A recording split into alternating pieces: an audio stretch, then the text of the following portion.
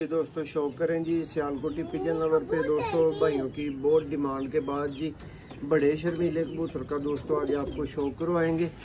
दोस्तों इसकी एज आप कह सकते हैं कि 10 साल से ऊपर इसकी एज हो चुकी है, लेकिन ये एक्सीलेंट किस्म का आज भी ब्रीडर है।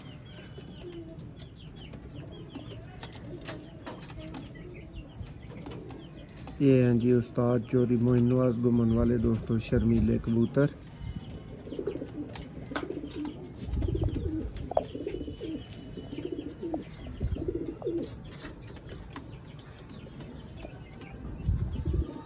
देखें